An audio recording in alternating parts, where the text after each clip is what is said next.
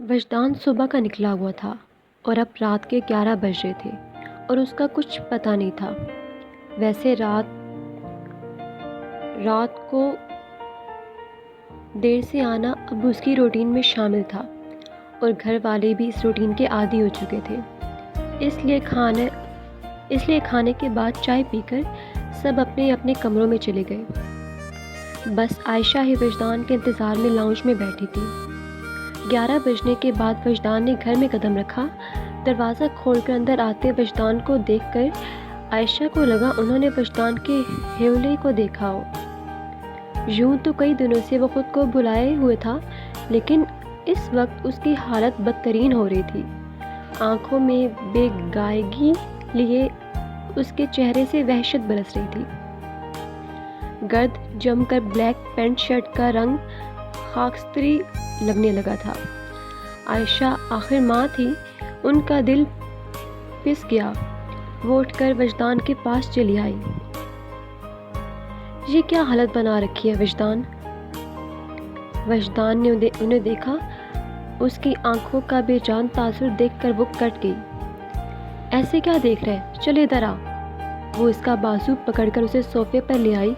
اچھا طریقہ ہے ماں کو پریشان کرنے کا۔ یہی ضد ہے نا کہ ملیحہ سے شادی کرنی ہے، یہ لے۔ انہوں نے اس کے سامنے ہاتھ جوڑ دیے۔ غلطی ہو گئی کہ تیری بات نہیں مانی، تو جیتا میں ہاری، اب خوش؟ وہ بول کر خود مسکرائی۔ اب صبح مجھے اس کے گھر لے جانا، اس کے ماں باپ سے شادی کی بات کروں گی اور اس وقت تک چوکھٹ نہیں چھوڑوں گی جب تک وہ ہاں نہیں کر دیتے۔ انجانے میں ہی انہوں نے بھڑکتی آگ پر تیزاب کی بارش کر دی تھی۔ چپ بیٹھے وجدان کے اندر بلا کے طوفان اٹھے تھے اور وہ ان سے بے خبر کہہ رہی تھی، میں اپنے بیٹے کے لیے کھانا لے کر آتی ہوں، تب تک تم نہا کر کپڑے بدل لو، ٹھیک ہے؟ وہ چھوٹے بچے کی طرح اسے پچکار کر بولتی کھانا گرم کرنے کچن میں چلی گئی۔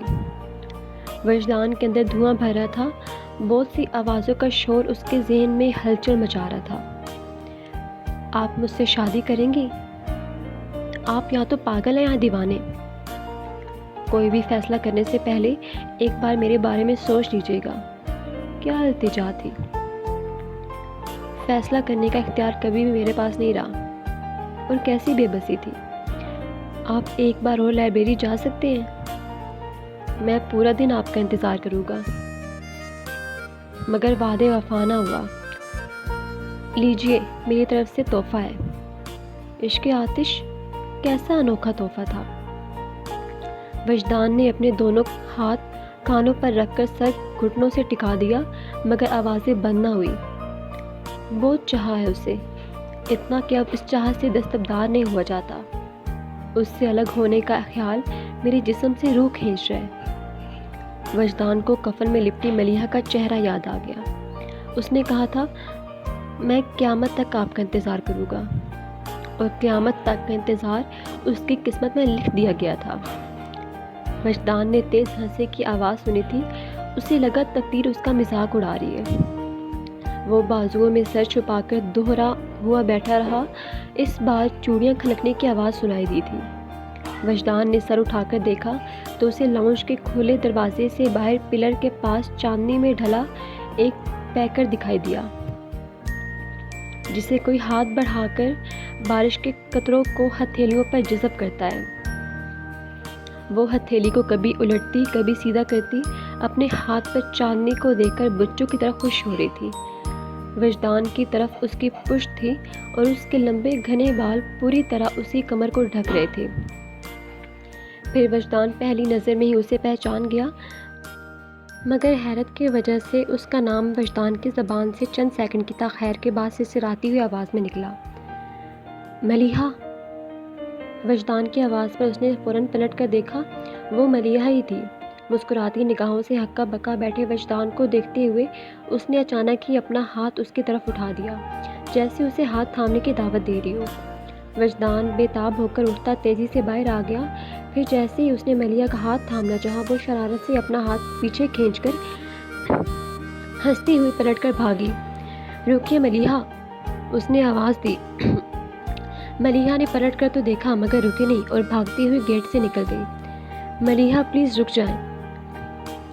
وجدان اسے آواز دیتا خود بھی گیٹ کی طرف لپکا۔ وہ گیٹ سے باہر نکلا تو ملیحہ دونوں ہاتھ پشت پر باندھے سامنے کھڑی شرارت سے اسے دیکھ رہی تھی۔ وجدان چلتا ہوا اس کے پاس آیا اور وہ مسکراتے ہوئے قدم پیچھے کی طرف لینے لگی۔ میں کب تک آپ کو بلاتا رہوں گا اور آپ کب تک مجھ سے دور بھاگتی رہیں گی؟ اب بس کر دے۔ وہ بکھر کر شکایت کر رہا تھا مگر ملیحہ الٹے پیروں پر چلتی رہی۔ پھر اچانک ہی وجدان نے اسے روکنے کے لیے لپک کر اس کا ہاتھ تھامنا چاہا اور وہ تیزی سے پیچھے ہٹتی پلٹ کر بھاگنے لگی۔ وجدان بھی اس کے پیچھے دوڑتا چلا گیا۔ عائشہ کھانے کے ٹرے لیے لاؤنج میں آئی تو وجدان وہاں نہیں تھا۔ انہوں نے اس کی تلاش میں ادھر ادھر دیکھا تو کھلے دروازے سے انہوں نے وجدان کو گیٹ کی طرف بھاگ کر جاتے دیکھا۔